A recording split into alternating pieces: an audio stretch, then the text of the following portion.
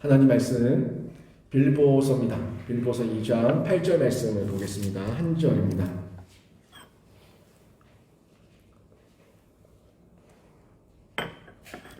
빌보서 2장 8절 한 절만 함께 합독해서 보겠습니다. 합독합니다.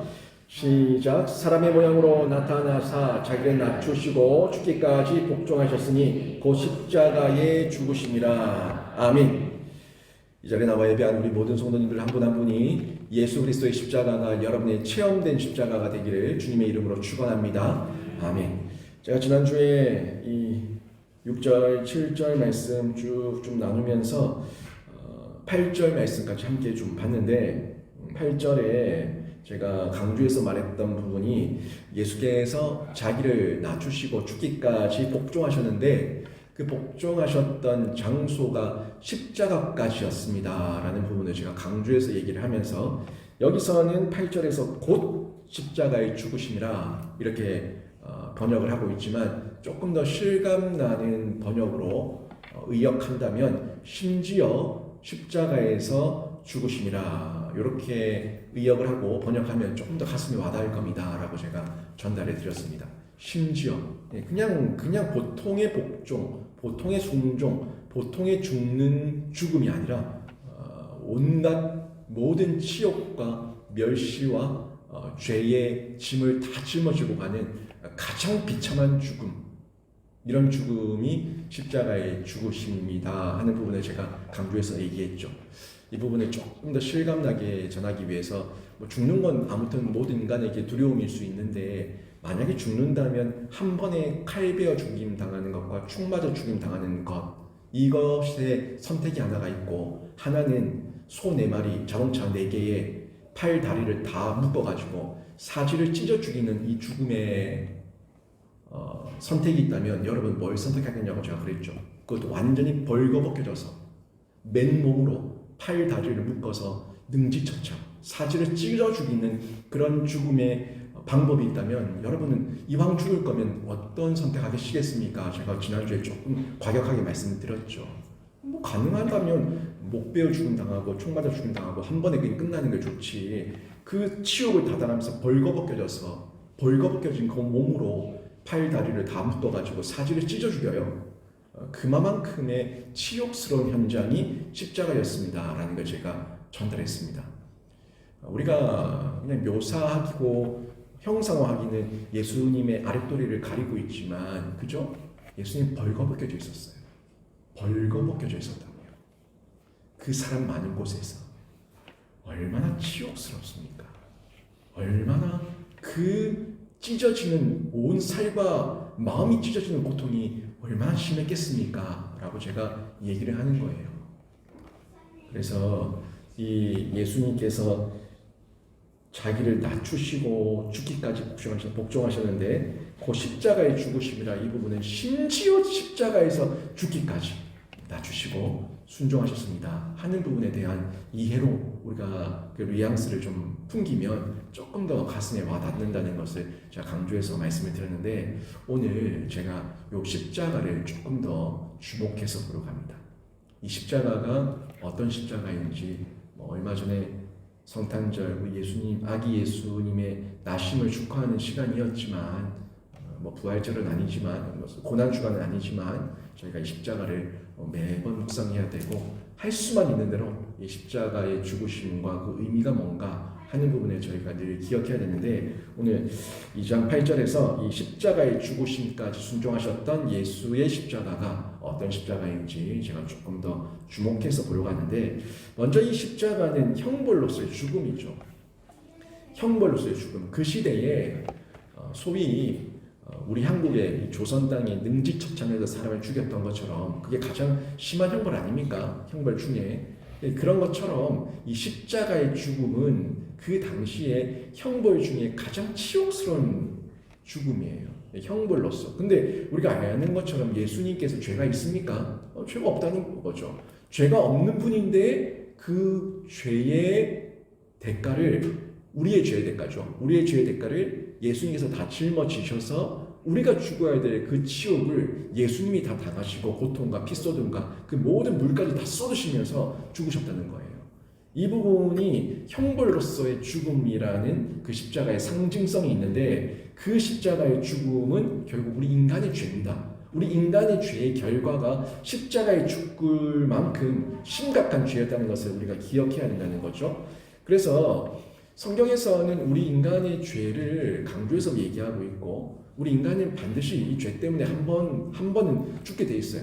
사실 아담이 선악과를 따먹고 나서 반드시 죽으리라 그랬는데 겉보기에는 안 죽었단 말이에요. 근데 안 죽은 게 아니라 이미 죽은 거예요.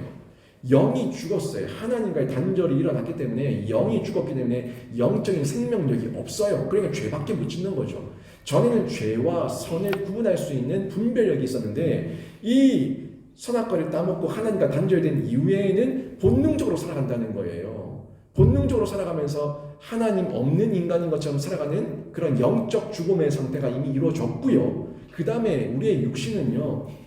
아담이 하와가 선악과를 안 따먹었으면 육적으로 안 죽습니다. 영육이 완전한 상태로 계속 살아가는 거예요. 근데 이 죄가 들어온 그 다음부터 육체가 죽을 수밖에 없는 존재가 되지 않았습니까? 그래서 성경에서 사람이 한 번 죽는 것은 정해져 있다. 요 죽는다는 것이 결국에 육체도 결국에 죽는다는 거예요.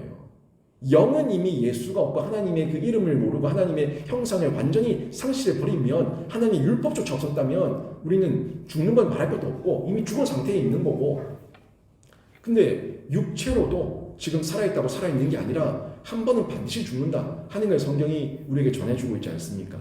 그리고 우리의 영도 예수를 만나지 않으면 저와 여러분의 영, 우리의 영도 예수를 만나지 않으면 죽을 수밖에 없는 존재가 된 거예요.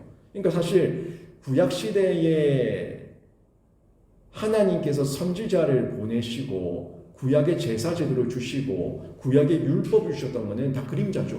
이 그림자를 통해 가지고 그래도 우리가 하나님이라는 존재를 알아서 하나님의 선과 악을 분별할 수 있는 그 마지막 하나님의 은혜예요. 그 당시에는 그 은혜였는데 이 구약 시대가 지나가고 나서 이제는 그림자가 아니라 실체를 주셨는데 그 실체가 예수 그리스도인 거죠. 예수 그리스도를 우리 마음에 담고 있을 때 우리가 영도 살고 육도 잠깐 잠은 잘 수 있을지언정 다시 살아서 완전한 부활체가 되는 예수 그리스도와 함께 영원한 영생 복락을 누리는 그런 존재로 회복되는 하나님의 구원 계획이 십자가를 통해서 펼쳐지게 된 겁니다.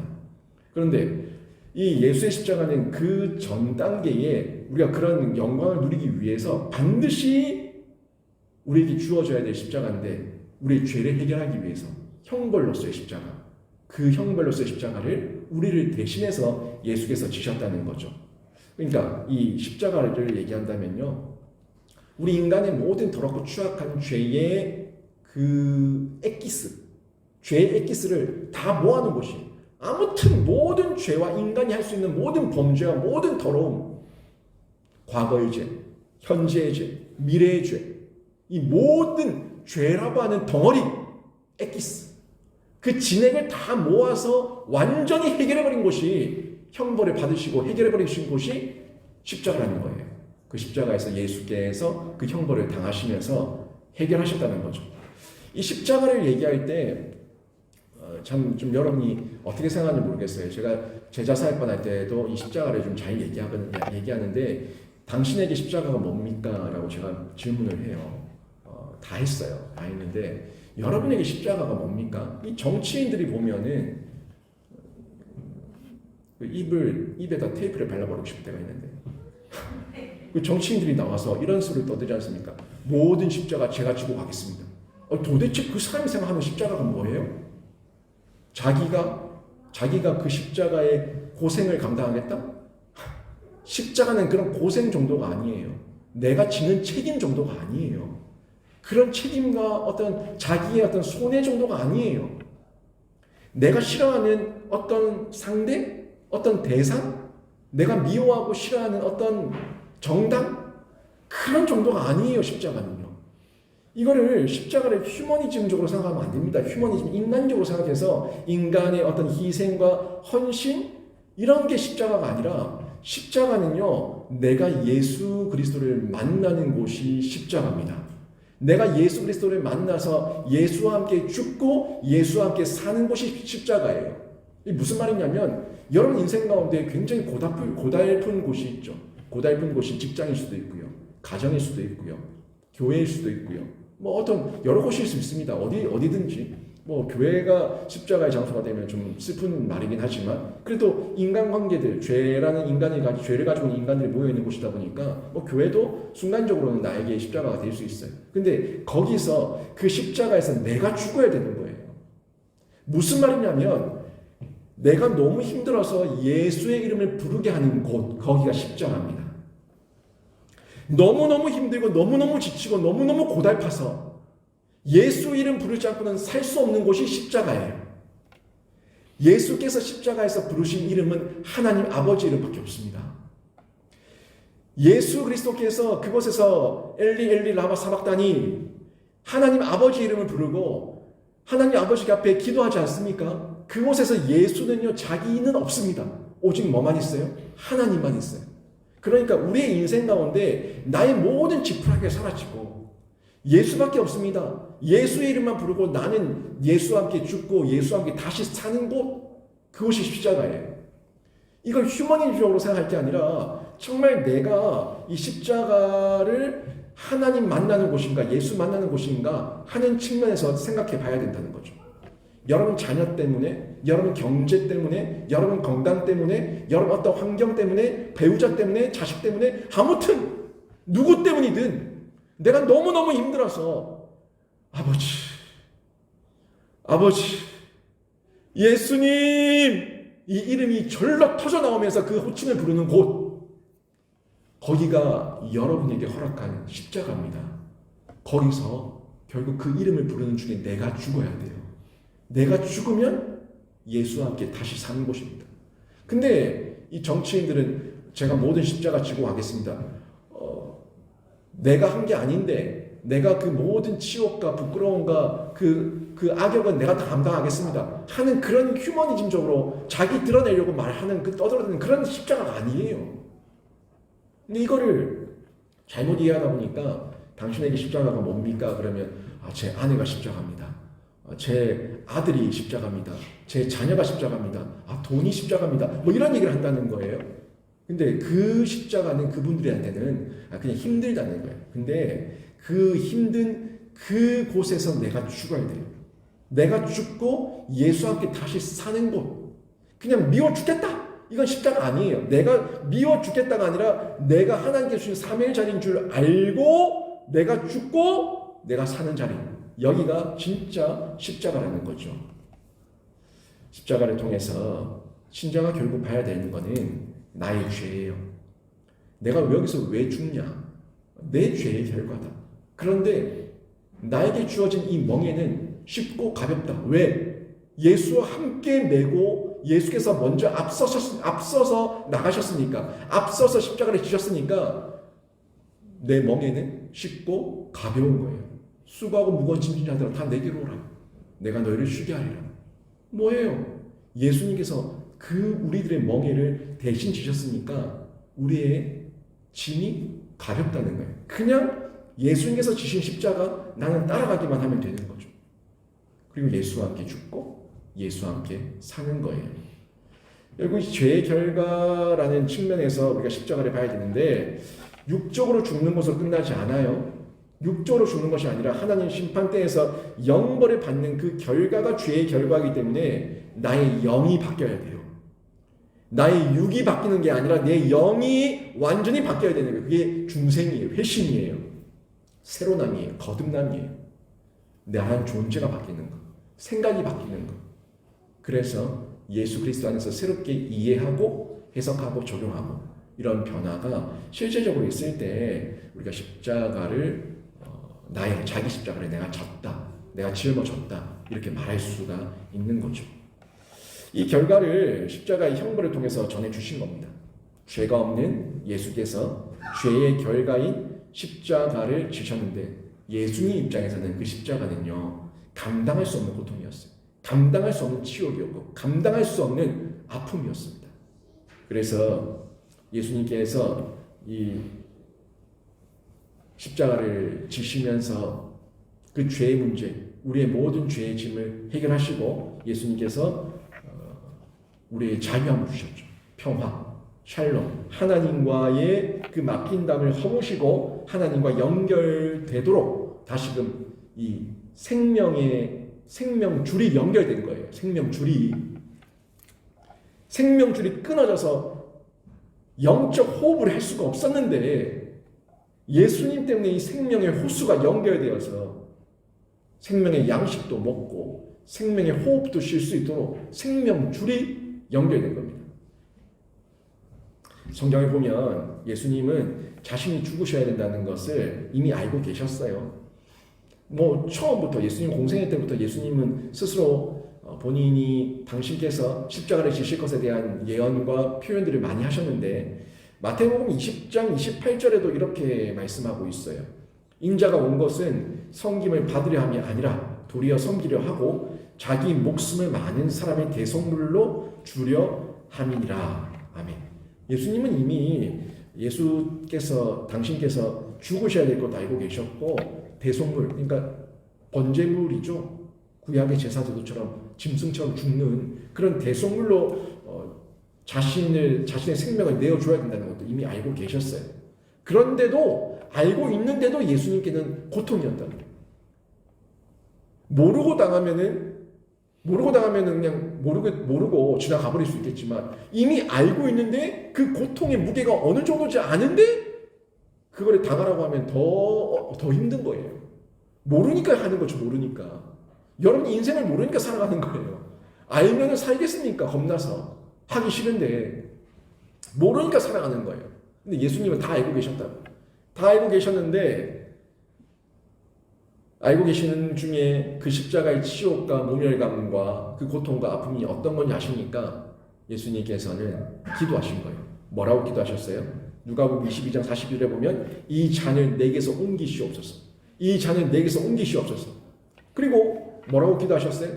그 한참을 기도하는 가운데 땀방울이 핏방울이 될 정도로 온 진액을 쏟으면서 간절히 필사적으로 기도하셨습니다. 요거는 예수님께서 안 짊어지겠다는 것이 아니라 하나님으로서는 어떤 십자가가 어떤 의미인가 알고 있지만 인간 예수로서는 너무너무 힘든 고통이기 때문에 할 수만 있다면 피하기를 원했던 인간 예수의 호소였고 고통이었습니다. 만약에 예수님께서 별거 아닌데 내가 한번 죽어주지 이렇게 죽으셨다면 우리한테 그 십자가가 와 닿겠어요? 예수님이 할 수만 있다면 이 잔을 내게서 옮기시옵소서. 그렇게 기도하시고 아파하시고 괴로워하시고 땀방울이 핏방울 될 만큼 쏟으시고 그게 뭐예요? 그 십자가의 의미가 뭔가를 하나님께서 우리에게 보여주시는 시청한 교육 아닙니까? 인간 예수 100% 인간이셨으니까 100% 하나님이셨지만 100% 인간이셨기 때문에 그 고통과 아픔을 너무너무 잘 아시기 때문에 힘들어하시고 기도하셨던 예수의 모습을 볼 수가 있는데 그만큼 고통스러운 형벌의 십자가였다는 거예요. 이 십자가 형벌을 친히 지시면서 예수님은 우리의 죄를 대속해 주신 겁니다. 그리고 십자가 고통은 사실 버림받는 고통이거든요. 버림받는 고통. 그러니까 예수님께서 뭐라고 기도하셨어요? 엘리 엘리 라마 사막다니. 이 뭐예요? 무슨 기도입니까 이게? 나의 하나님 어찌하여 나를 버리시나이까? 하나님이신데 당신이 하나님이신데 그 아버지께서 나를 버리게 되는 버림받는 그 고통. 이런 말 할 수 없는 힘든 상황 아닙니까? 죄 때문에 내가 지은 죄도 아닌데 우리 인간들의 죄를 다 짊어지고 죽으시는 그 고통이니까 얼마나 고통스럽고 힘들겠냐는 거예요. 근데 예수님께서 이렇게 울부짖으면서 땀방울이 핏방울 될 만큼 괴로워하시면서 십자가를 지셨던 그 십자가의 형벌의 이유가 나 때문이라는 거예요. 저와 여러분의 죄값 때문에 이걸 지셨다는 겁니다.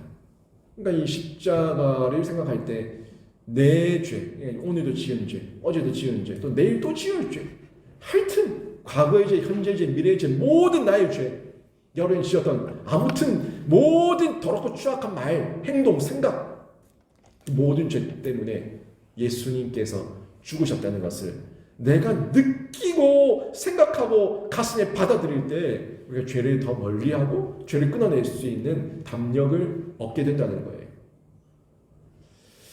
이렇게 십자가가 형벌의 십자가로 의미가 있고요. 또 하나의 십자가의 의미가 대속의 십자가죠. 예수님께서 우리의 죄를 대속하셨다는 거예요. 대속. 형벌에 대한 부분, 아픔, 고통. 그런데 그 이유가 우리 때문에 내 죄, 대속의 십자가. 예수께서 우리를 대신에 당하신 형벌과 심판과 저주의 결정체가 십자가죠. 근데 이 십자가는 결국 대속이라는 건데 이 대속은 성경에서 상당히 많이 언급하고 있어요. 구약에도 대속을 많이 언급하고 있습니다. 대속은 예수님만 한 게 아니에요. 대속은 구약의 제사 제도를 통해서 대속하셨어요. 근데 문제는 뭐냐면 그 짐승은 일회성 대속이라는 거죠. 일회성 대속. 그러니까 오늘만 해도 몇 가지 죄를 지었습니까? 내 죄가 하루에 하나 짓는 것도 끝나지 않잖아요. 그러니까 일회성 대속이다 보니까 이게 문제인 거예요. 짐승을 얼마나 죽여야 되는 거야? 얼마나 짐승을 죽이며 그 피를 낭자게 흘려야 되는 거예요. 근데 제사 제도는요, 그래요. 그 당시에는 그림자죠. 그림자로 하나님께로 나올 수 있는 은혜의 길을 제사 제도, 짐승의 피라고 하는 것으로 열어두신 것은 감사의 내용인데, 근데 문제가 일회성이라서 너무 많이 죽여야 된다는 거예요. 우리가 짐승은. 그러니까 다시 얘기하면 우리가 그렇게 수백 번, 수천 번, 수만 번, 골백 번 죽어야 될 죄인인데 그렇게 죽일 수 없는 짐승을 우리가 어떻게 감당하냐고요. 그래서 이 단회적인 대속은 우리의 완벽한 대속이 될 수 없다는 걸 율법을 통해서 깨달은 거예요, 인간들이. 그리고 하나님께서 그 그림자 이후에 완전한 대속을 위해서, 완전한 대속, 영원한 대속, 완벽한 대속을 위해서 예수 그리스도를 보내주셨는데 이제는 그림자가 아니라 실체예요, 실체. 구약의 제사 제도라는 그림자가 아니라 십자가라고 하는 실체를 준비하셨고, 구약의 짐승의 피라고 하는 그런 그림자가 아니라 예수의 피라고 하는 실체를 준비하셨어요. 예수의 피, 이게 실체예요. 십자가가 실체예요. 그 전에 거는 다 그림자라고, 그림자. 희미한 거예요, 희미한 거. 예수님께서 이렇게 완벽하고 한량없는 대속의 은혜로 우리에게 영원하고 완벽한 속량, 대속의 은혜를 베풀어 주셨기 때문에 십자가에서 형벌의 십자가로 내가 죽었으면, 내 죄 때문에 죽었으면 이제는 대속의 은혜 가운데 다시 사는 십자가가 되는 거죠. 자유함을 얻어서 예수와 함께 다시 사는 십자가.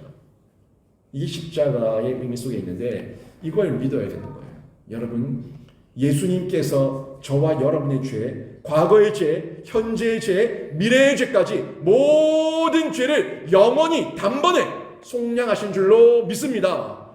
이 믿음이요, 교회의 생명이에요, 생명. 생명력이라고요. 교회가 이걸 붙들고 있을 때 심장이 뛰는 거예요, 심장.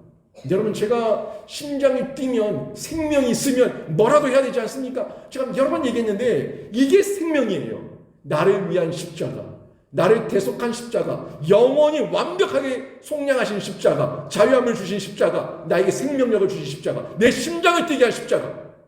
이게 복음이에요. 이 복음을 내가 가지고 있을 때에 여러분, 죄책 때문에 괴로워하지 않고, 죄책 때문에 동굴 속으로 들어가지 않고, 죄책 때문에 사단마귀와 타협하지 않고, 죄책 때문에 우울해하지 않아요. 그 죄책은 예수 그리스도께서 완전히 해결하셨거든요. 이미 해결하신 그 문제를 가지고 지금도 계속 내가 죄인이다, 내가 죄인이다 라고 얘기하는 것은 죄의 속량의 은혜를 입지 못한 거예요. 속량의 은혜를 입었으면 나는 죄인 맞는데 죄사함 받은 죄인이고 지금은 예수와 함께 있으니까 예수 그리스도의 의로 의인이 되었다라고 하는 칭의의 확신이 있어야 된다는 거예요. 이걸 가지고 있을 때 담력을 얻어서 은혜의 보좌 앞에 담대히 나가는 거예요. 은혜의 보좌 앞에 나가셔야 될 거 아닙니까? 은혜의 보좌 앞에 나가셔야지 기도하고 간구하고 하나님께 엎드릴 거 아닙니까? 근데 어떻게 나가냐고요? 내 죄의 무게감 때문에 한 발짝도 못 나가고 있는데 요걸 해결하셔야 된다고요. 끊어내야 된다고요. 죄가 해결됐으면 여러분의 의 때문에 죄가 해결된 게 아니라 대속의 십자가 때문에 해결됐으니까 감사하시면서 은혜를 누리시면서 자유함을 가지시고 은혜의 보좌 앞에 뛰어나가는 신자가 되시기를 주님의 이름으로 축원합니다. 요때 기도가 터져 나오는 거예요. 여러분 예전에 눈물 콧물 쏟으면서 기도하신 경험이 다 있을 건데 그 눈물 콧물 쏟으면서 기도할 때 여러분 죄의 무게감 때문에 그렇게 눈물 콧물 쏟으면서 기도했습니까? 기쁨 때문에 기도한 거예요. 자유함 때문에 기도하는 거예요. 이런 말할 수 없는 감동과 감격 때문에 기도한 거예요. 그걸 유지하시라고요. 소유하시고 유지하시고 누리시고 나누시고 이때 그 내 안에 뛰고 있는 심장은 또 다른 사람의 심장을 뛰게 할 것이고 내 안에 있는 생명력은 또 다른 사람에게 생명력으로 되어서 군대가 될 겁니다. 에스겔의 환상, 그 군대의 환상은 나만 사는 것이 아니라 나를 통해서 여러 사람들이 같이 살아나는 예수 여호와의 군대가 되는 거예요. 내가 살아있다면 다른 사람도 살릴 수 있는 거예요. 이게 생명력이라는 거죠. 십자가는 형벌의 십자가로 끝나지 않고 대속의 십자가이기 때문에 결국 그 대속은 살게 하는 십자가이기 때문에 그 생명력의 은혜를 입어서 또 한번 일어나서 다른 사람에게 예수를 전하는 전초 기지가 되는 거예요. 힘이 있는 거죠. 그 힘을 가지고 그 예수의 이름을 붙들고 우리는 은혜의 보좌 앞에 나가야 되는 겁니다. 이게 십자가의 은혜입니다. 사람은요 아무도 자신의 죄의 문제를 다룰 수 없습니다. 여러분 죄의 문제 해결할 수 있습니까? 저는 제 죄의 문제를 해결할 방법이 없습니다. 저도 왜 죄가 없겠습니까? 마음으로 생각으로 미워하고 때로는 시기하고 때로는 좌절하고 때로는 절망하고 때로는 이런 말할 수 없는 그 침륜에 빠지기도 하고 저도 죄가 많아요. 근데 제 죄를 먹고 마시고 물고 빨아분들 제 죄를 아무리 제가 물고 빨고 묵상해 본들 제 죄 진짜 0.00001도 제가 해결할 수 없더라고요. 아무리 해결해 보세요. 해결할 방도가 없습니다. 우리 죄를 해결할 수 있는 길은요 예수의 십자가밖에 없습니다. 그 십자가를 붙들 때 은혜를 입고 사는 역사가 있는 거예요. 사람들이 죽자 살자 돈을 벌죠. 가장 큰 이슈 돈 아닙니까?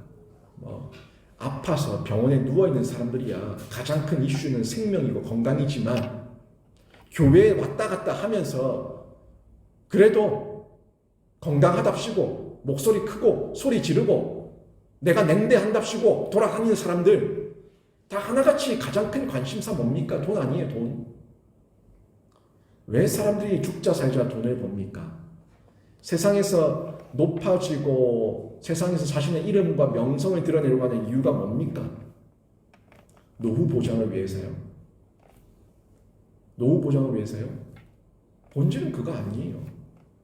본질은 그게 아니고 결국에는 자신의 학력과 돈과 신분과 지위와 명성을 통해서 자신을 포장하려는 거예요. 자신을 포장하려는 거. 돈이 많으면은 남들이 인정해 주니까. 인정해 준다기보다 남들이 함부로 나한테 함부로 못 대하고 돈 자랑을 하면은 그 앞에서 그래도 그 돈 좀 얻어 먹으려고 고개를 숙이니까 그게 돈 자랑하는 거죠. 내가 많이 배웠다. 내가 많이 가졌다. 내가 인기가 이만큼 있다. 다 자랑하는 거죠. 결국 자기 자신을 포장하는 건데 그것으로 그런 어떤 세상적인 것으로 나를 자꾸 덮고 포장을 하면은 자신의 어떤 죄와 허물과 열등감과 낮은 자존감 이런 것들을 좀 포장할 수 있을 거라고 생각하는 거예요. 그렇죠? 이런 마음의 착각이 있다는 거죠.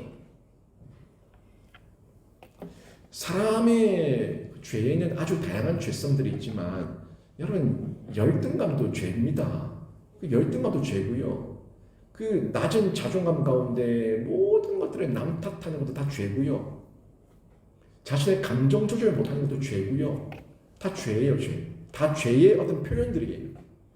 표현들인데 이 어떤 자기의 열등한 부분, 자신의 어떤 낮은 하위의 어떤 존재적인 어떤 실체를 그 외적인 것으로만 평가를 하니까 외적인 것으로 세상적인 것으로 덮으면은 나아질 거라고 착각을 하는데 절대 사람 안 변합니다. 절대 사람 안 변하고 안 변한 사람이 돈 많이 가지면은 그 사람들이 더 못된 짓을 하면서 음란하고 더럽고 추하게 살아요. 못된 사람들이 사람 안 변한 사람들이 머리에 많이 들어있으면은 그걸 가지고 편법이나 쓰면서 탈세나 하고 온갖 더럽고 추악한 죄를 만들어낸다고요. 죄 공장. 더 지능적인 죄를 만들어내는 게 그런 인간들이 하는 거죠. 결국에 그런 어떤 세상적인 조건들을 가지고 자신의 죄와 자신의 어떤 인격과 자신의 죄성과 더럽고 추악한 모습들을 자꾸 감추려 가는데 이게 눈 가리고 아웅하는 거예요. 실제로 바뀝니까? 안 바뀌는데. 아무리 돈 많아 본들, 아무리 많이 배워 본들, 박사학위가 몇 개 있어 본들, 그 존재가 안 바뀌면 아무것도 안 바뀌는데요. 마지막에 허망하고 허비한 인생의 결론, 그 죽음 앞에서 벌벌 떨며 똥오줌 싸면서 두려워 떨면서 눈을 감는 거예요. 이게 결론이에요. 그 사람들의 결론. 죽음인데 이 죽음의 문제를 우리는 예수 십자가로 해결받았기 때문에 우리는 그 은혜를 입은 자이기 때문에 그 은혜 입은 자답게 뭔가 좀 다른 구별된 이 표현이 우리 삶 가운데 나타나야 된다는 거죠. 결국 우리 인간이 가지고 있는 인간의 모든 진짜 문제는요, 하나님이 없는 죄예요. 가장 큰 죄예요. 다양한 죄가 있지만 하나님을 찾지 않는 죄. 일반 계시를 통해서도 하나님을 알 만한 것들을 보여주셨음에도 불구하고 하나님을 알려고 하지 않는 죄. 이 죄가 커요. 그러니까 하나님을 단 한 번도 찾지 않고 예수를 소개받았고 복음을 전달받았고 전도를 받았음에도 불구하고 자신의 어떤 그 완악함 때문에 거부하고 거절하고 그러면서 끝까지 하나님 없이 살아가니까 인생의 목적도 없고 사명도 없는 거예요. 그냥 본능적 인간으로 본능적 욕망대로 살아가는 존재, 이 세상 사람들의 모습 아닙니까? 이런 사람은요, 결코 아무리 자기가 많이 가지고 포장을 해본들 스스로 자기 문제를 해결할 수가 없습니다. 그래서 예수님 하나님께서 예수 그리스도를 보내주셨고 예수 그리스도는 낮아지시고 또 죽기까지 순종하시고 십자가를 지셔서 하나님께서 이루고자 하셨던 우리 인간을 향한 구원 계획을 다 이루신 거죠. 신자는 이 사실을 믿는 사람들입니다. 이 사실이 우리 신앙의 중심에서 빠져버리면 우리는 정말 아무것도 없는 껍데기에 불과한 빛 좋은 개살구예요. 그냥 껍데기예요, 껍데기. 우리가 믿는 이 사실, 복음, 예수와 십자가를 우리만 알면 안 되고요. 모든 우리 주변 사람들, 우리 가족들, 우리 이웃들도 우리와 같이 신자가 될 수 있도록 도와줘야 되는데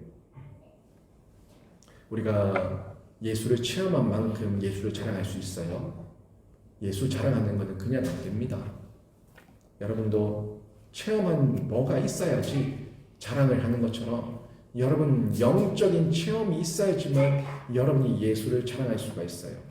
그 예수를 자랑할 때에 그 예수를 영접하게 되면 우리를 하나님께서 생명 싸개로 보호하시는 것처럼 그들도 생명 싸개 안으로 데리고 들어와서 생명 싸개로 보호하시는 거예요. 하나님의 생명 싸개. 그 생명 싸개 안에 있다는 게 결국 하늘의 생명책이 기록된 하나님의 택자라는 겁니다. 여러분은 오랫동안 교회 안에 있었고 예수님을 믿는다고 고백하지만 얼마나 예수 앞에 나를 드러내고 있습니까? 예수 앞에 나를 드러낸다는 것은 나의 죄를 고백하는 거예요. 우리가 예수 앞에 나를 드러낼 게 뭐 있습니까? 우리가 예수 앞에 자랑할 게 뭐가 있습니까?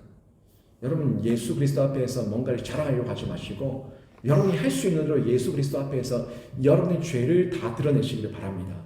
예수를 다 드러내면, 예수 앞에서 내 죄를 다 드러내면 예수님께서는 우리에게 의롭다는 칭함을 주는 거예요.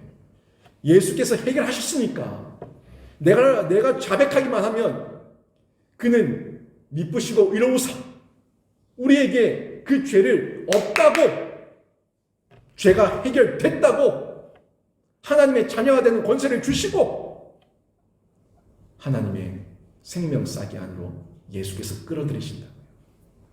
이걸 우리가 믿어야 되는 거예요.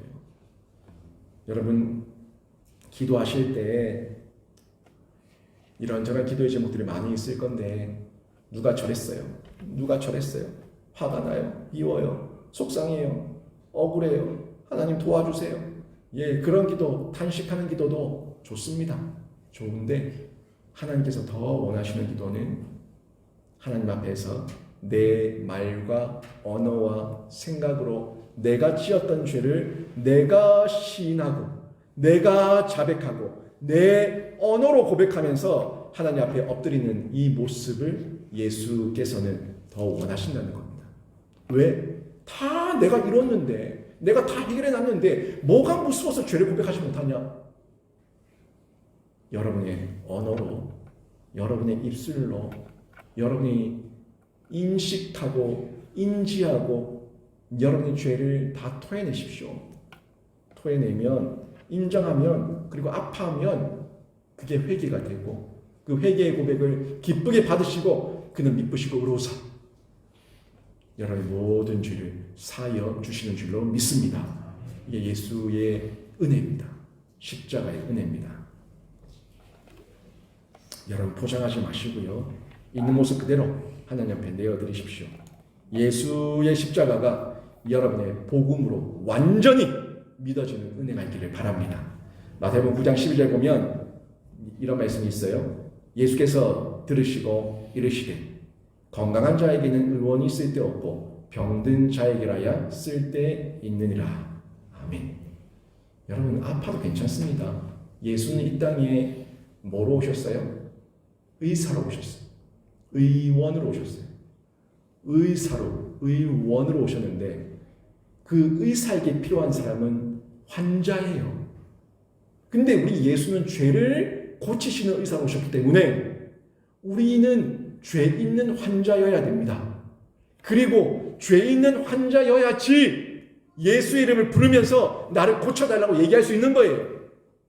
건강한 자에게는, 죄 없는 자에게는 예수가 필요 없고 죄 있는 환자라야지 의사가, 의원이 필요하다고 예수님께서 마태복음 9장 12절에서 분명히 말씀하고 있는데 아파도 괜찮아요.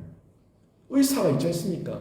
100% 완벽하게 고칠 수 있는 의사가 우리 예수 그리스도께서 와 계시니까 예수 그리스도 앞에 여러분 숨기지 마시고 여러분의 아픈 모든 죄와 허물과 악을 드러내시면 되는 겁니다.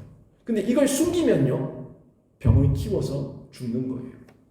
의사 앞에 갔으면 아픈 데를 다 얘기해야죠. 그 자꾸 숨기고 안 아픈데요, 안 아픈데요, 괜찮아요, 괜찮아요 라고 얘기하며 자기를 포장하려고 하니까 내 속에 골마지고 썩어지고 더러워지고 다 터져서 죽는 거예요. 이걸 기억하셔야 되는데 내가 죄인임을 인정할 때에 예수 십자가의 대속의 은혜는 나의 대속이 되고 나의 은혜가 되고 나의 속량이 되고 나의 자유함이 되어서 생명력을 가지게 하는, 낫게 하는 하나님의 능력과 기적이 되는 겁니다. 여러분 우리 신자는 예수 그리스도 십자가로 거룩한 빚을 진 자들입니다. 이 빚을 진 자들인데 이제 살아났지 않습니까? 예수와 함께 십자가에서 죽고 살아나서 이제 빚진 자로 내가 죽을 죄인이었는데 그 형벌의 십자가 내가 짊어져야 될 건데 우리 예수께서 지셨고 예수께서 나를 대속하셨으니까 빚진 자 아닙니까? 이 빚진 자의 그 심령을 가지고 소유하고 있을 때 그 생명력을 가지고 나가서 생명도 전하고 또 심장이 뛰니까 뭐라도 하는 거예요. 이걸 거룩한 부채감이라고 합니다. 거룩한 부채감.